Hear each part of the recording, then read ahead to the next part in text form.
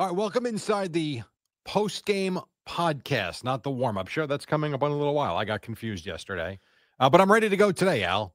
How are you? I'm doing very well, Jerry. I think I told you this in the past that I subscribe to some channels on YouTube. Mhm. Like some Yeah. things. Like I subscribe to the Howard Stern channel because I like to see clips from the show, Sure. and I subscribe to the David Letterman channel. I like to see clips of the show. Yep.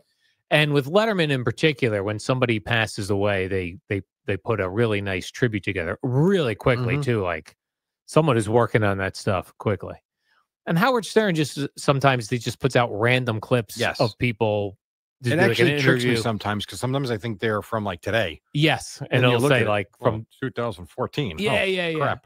Yeah, and you go, wow. And then I always think, what does this person look like now? So yesterday, I see an Adam Sandler, Howard Stern, clip from like who knows 2018. I said, okay. Then I see the David Letterman. Like 25-minute Adam Sandler compilation.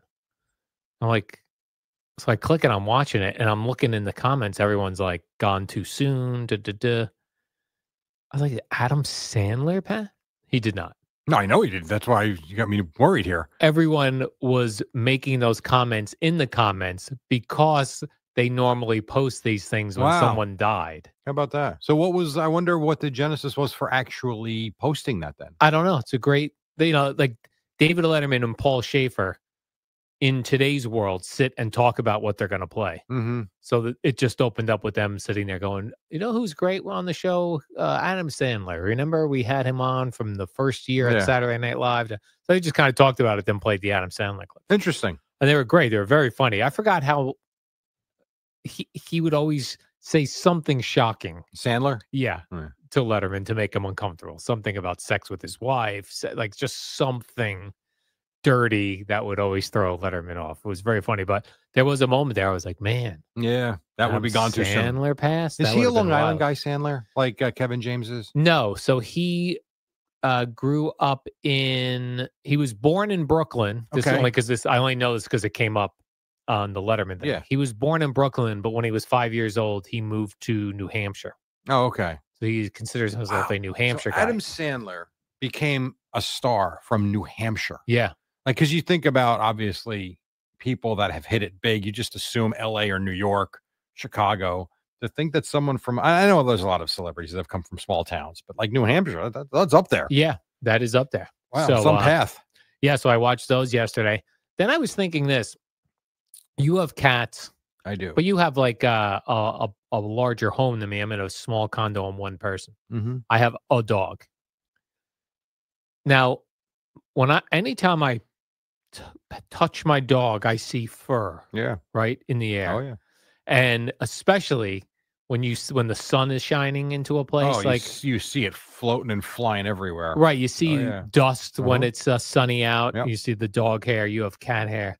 We're breathing that in. Yes, we are. But I don't ever hear that somebody has health issues from or breathing. Fur balls. Yeah, from breathing in animal hair. Well, listen, they must have figured out 200 years ago that we're not going to die if we, live in the same space as these particular animals. But where is the hair going? We're breathing it in. I don't know. I honestly have no idea. That's a great question. I know in our house, my wife vacuums like a lunatic. Yeah. Every day in the morning before I'm not even joking. Every day in the morning before she goes to work, and in the summer when she wakes up, every evening after dinner. And a lot of times she will grab that stupid vacuum middle of the day just because she'll see something like that. And she is crazy with the vacuuming. And I would say one of the best compliments that she ever got or took as such was when we had family over, whatever it was, a few years ago. And my niece was like, do you not have the cats anymore? Because when people come over, we put them upstairs in the bedroom and shut the door so they don't get out or anything.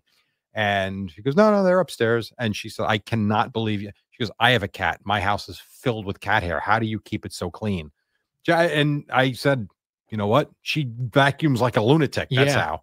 So maybe that's part of it. I don't know. I do not know. Yeah, I'll see like a fur ball every once in a while. Just like in the sun. I'm like, sure. what the hell is this? And then I'll vacuum. But then I always catch myself going, like, I'll see a fur ball and go, oh, I need to vacuum. And then like 2 days later, I'll be like, oh, I didn't vacuum. And all of a sudden the week goes by. I haven't vacuumed. Mm-hmm. And I have an air filter down in my downstairs where the dog mainly stays. That thing you can vacuum that out, the air filter. So I see it there too. And then when you see, your vacuum, is it bagless? Dyson. Is it bagless? I think they're all bagless, the Dysons. Yeah. When you shake that thing out into the trash, it's disgusting. It looks like a toupee. Yes. Has fallen out of my vacuum cleaner. How often do you vacuum your car? Because I know you don't take the dog out a lot, but you do put her in the car from time to time. I don't. And that's terrible. That's the other thing. Like, I am really breathing it in. Yeah, it's just sitting there. And then when it's nice out and you roll down your car windows, if you do that, even if you just roll down one window, it's flying all over the place. It's everywhere. But I really don't think you're sniffing up hair. You'd feel it. I mean, think about it. You get a piece of hair in your eye, it's noticeable. You get a piece of hair around, you would know otherwise you'd have blockage. Yeah. I don't think it's that bad. I don't. Because there was an African gray parrot account on YouTube I was following for a while. Let's hold on. There was, wow. Oh my God. Lots unpacked there. Boy, you really need a hobby during the day. Holy crap. Wow. Guys, did you hear that? Like out loud? Called Apollo and Friends. Okay. It's this African gray parrot in St. Petersburg, Florida. He probably gets a lot more views than we get on YouTube. No, they're at over millions, they're right? getting millions. I'm not surprised. And the parrot, I've grown bored with it because... Oh, well, I wonder why. It's a friggin' parrot, for Christ's sake. The problem is, the reality of life is with these parrots is you are repeating the same things over and over again just to get them. So it's like for a year, it's been, what is this? This is a block. What color is this block? Red. And it's over and over again. I wonder why you come in here like a lunatic sometimes. Right. So this is what I'm doing with my time. Oh, my God. So that couple has a parrot and then African gray parrot and then 2 other birds. And they have these air filters throughout their house, but they put out videos when they clean the air filters. The dander from the birds is crazy. Yeah, I believe it. They're definitely breathing that in. Because like you said, you're right. If I was breathing in dog fur, it would be in my nose. Correct. And my nose hairs are probably blocking it. Yeah, you just would feel it. And you'd end up with a hairball in your throat. Yeah. I mean, Okay, that's... And now, I wouldn't be worried about yesterday when I saw that stuff flying around in the sun, I was like, man, you can't trade in your dog for a glass dog. A hairless dog. You ever pet a hairless cat? Actually, I've never seen one. No. I've seen, the hairless dog on TV in the Austin Powers movies. Yeah. I've seen photos of a hairless cat, but I've never seen one. My 1997 girlfriend in Florida, her mom had a hairless cat. It was weird. I'm sure it is. Because it looks like a rat. Yeah, and the look, you can get used to the look. When you touch a hairless cat, you feel its organs practically. Like there's no buffer. Yeah, their skin is so thin, and it's just like, oh, that's your liver. That's your little cat liver. If cats have livers, I don't know if they do. I think they do. I think they do. I don't know that, but I think they do. Probably, right? Part of the urinary thing, like the urine goes through. I know they have kidneys. That I know. Your kidneys. Our cat's dealing with a kidney issue right now. Oh, is that right? Yeah. Just what I need. More vet bills. Yeah, definitely need vet bills. That definitely make you feel better.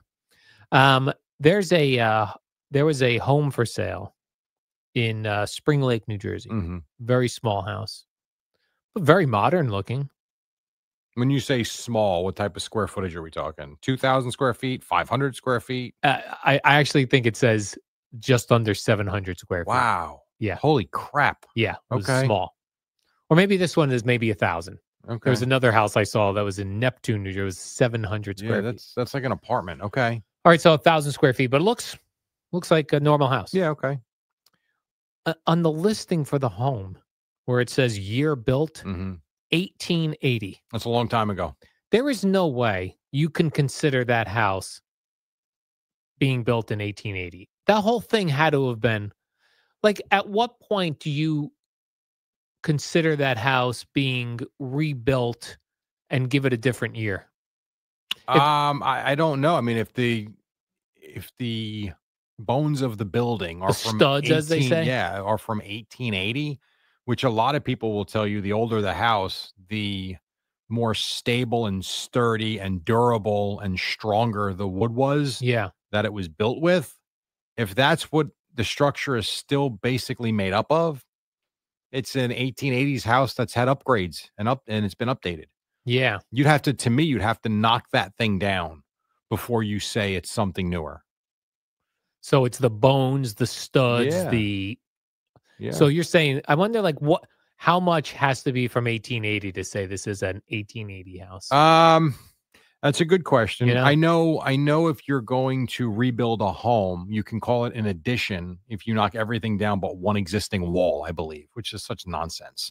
So I guess theoretically, if you still have an existing wall from 1880, you could still call it as such and then list the updates and the updated years, I guess. But to me, I would like to think at least 50% of the structure has to be in place. And if you were looking at a home, Yeah. let's say you were in the market and you saw a house was built in 1880. I feel better about it, actually. I was going to say, would you feel better about that? Or like, I can't believe this house is. I'll tell you this. I've lived in 3 houses and a townhouse. The townhouse doesn't count. The 3 houses, one we bought down in brick. I think we bought it in 2001, I believe. And I think it was built in like 94. And that thing in a storm felt like it was going to blow over. It was a really nice house, but it just didn't feel sturdy. I don't even know what else to say. The second house we bought was built in 1951. That thing I felt would survive, and it did. Superstorm Sandy, we had literally no damage. It just felt like a heavy, strong home. This house we're in was built in 1985, I believe, or 1980, maybe 83, and it's somewhere in between. There are parts of it that I feel like, Then there's other parts of it you feel pretty good about. So to me, the older the home, it's not I don't think it's a bad deal if it's been upgraded. Yeah. You walk into a house that was built in 1932 and you still have the Ricky Ricardo kitchen from I Love Lucy. Well, I mean, I don't need that either. Yeah. Yeah. I remember hearing from somebody that homes built like in the late 80s through the 90s were really not done great. Well, they use cheaper materials. Yeah. And I'll even see that sometimes now where when I was looking for my place that I'm in now and going to open houses, you've gotten to places where like online, it'll say completely renovated, beautiful new home, and you go in there and it is completely renovated, but it just seems cheap. Yeah. Yeah. Oh, yeah. There's a lot of cheap fixes out there. Yeah. Like everything, the floors you're walking on. Yeah. Well, if you think about it, when we were kids, if you were going to redo your floors, you were putting carpeting in or you were putting new hardwood floors in. And then all of a sudden, something called linoleum started popping up, which was a cheap fix. Now you've got all sorts of, plastic planks to really thick, the pergo flooring and the click-in flooring, which some of it's really good. Some of it's cheap.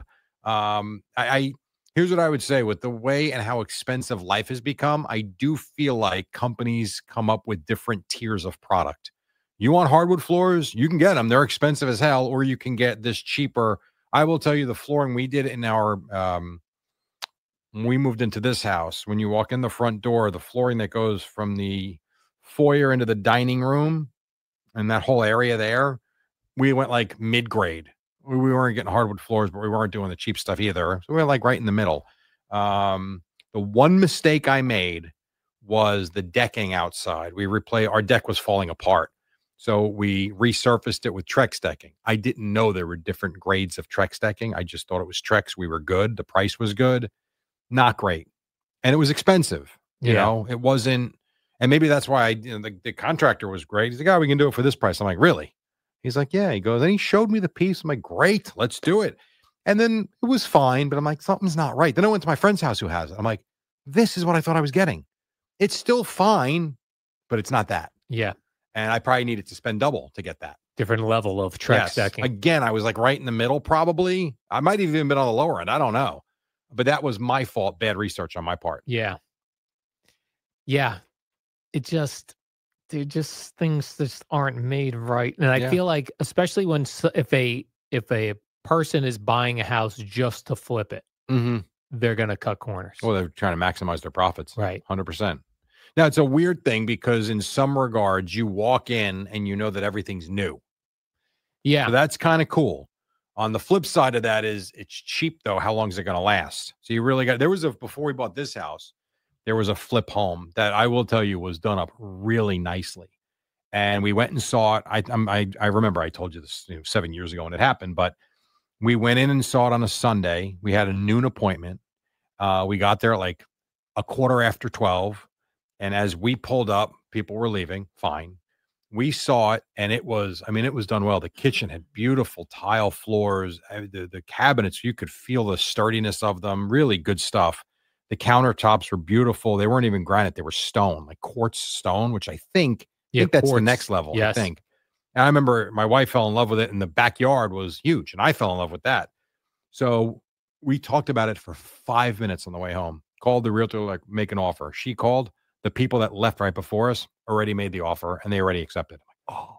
So we tried. We put secondary offers in because it was a house that I do nothing with.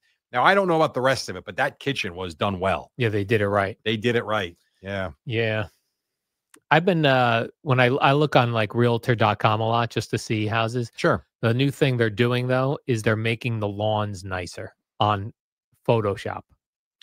And then you get there and it's not the same thing. That's well, if you look in the if you look at the fine print on the thing, it'll say lawn color photoshopped or lawn color enhanced. What is the benefit of doing that then? Because all you're going to do is disappoint someone when they show up. I know. Because I like to do this thing where I'll see a home that looks cool. Yeah. And then I'll go on Google Maps and do a Google, see what the street looks like. Sure. Great idea. And what the picture is to what the Google image is, the front of the house. Yeah. Oh my gosh, it's normally a disaster. Yep. Understood. But you're right. You show up and then you're disappointed. Yep. Makes no sense to me why you would try and do that. It's not like I don't know. It's not like you're buying something online and then it shows up and you're like, oh, this is not what I thought I was getting. But then it's up to you to take the initiative and go through the steps of returning. Well, a lot of people probably won't. Buying a house, a big deal. And if you're going to show something that it really isn't, you can turn me off as soon as I get there. Yeah. And then another thing they're doing is some of them are, but they're pretty clear when they do this. They use AI to show you what the room could look like. That's okay. If you really did the work on it. Oh, I thought you meant if it was like an empty vacant house, the AI puts furniture in it. You're saying if you wanted to remodel it, it could look like this? Yeah. I don't like that. Yeah.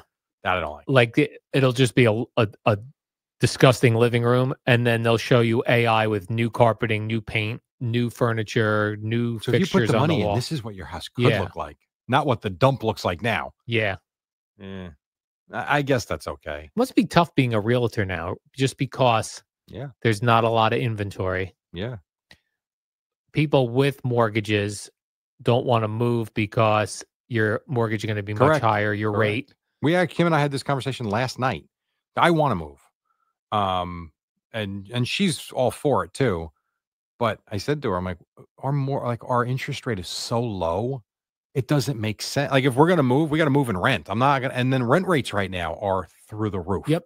So you're kind of stuck. The only way you're not stuck is if you are like the parents of your empty nesters now. For sure. Your kids are now married, and then you're going to go from your larger house to a smaller house and pay cash with the money you make. Or relocate. Yeah, otherwise the percentage you pay for your mortgage is just silly. Stupid. I think I'm at 2.75 or something, which is so low. And you look at the rates, 7, 8, you're like, wow, I just wasted money. It really is. Like that's one thing I've never understood with finances. Like to me, the stock market's one thing. I don't get that either. But I would think, like, have a number across the board that never changes. You want to buy a house, banks and anybody, well, not anybody, but anybody that's licensed can give you a loan, 5%. It never changes. You're going to pay 5% interest if you need to borrow a large sum of money. And the way you choose your bank is, to me, should be customer service and how well they service your loan and take care of you and what the process is. But this, and really rates are very similar anyway. But this notion that they fluctuate up and down, it's absurd. It really is. You can't even really get a straight answer. You'll be like, how much are mortgage rates today? And everyone you click on, they kind of give you they're kind of similar, but not ballpark. really. Yeah. No, I know. It's some racket. It really is. Sure is, Jerry. It is. All right, let's do the warm-up show. Okay. It's tomorrow, Thursday. Tomorrow's Jerry. Thursday. Tomorrow's Thursday. Okay, we'll see you on Thursday then. So.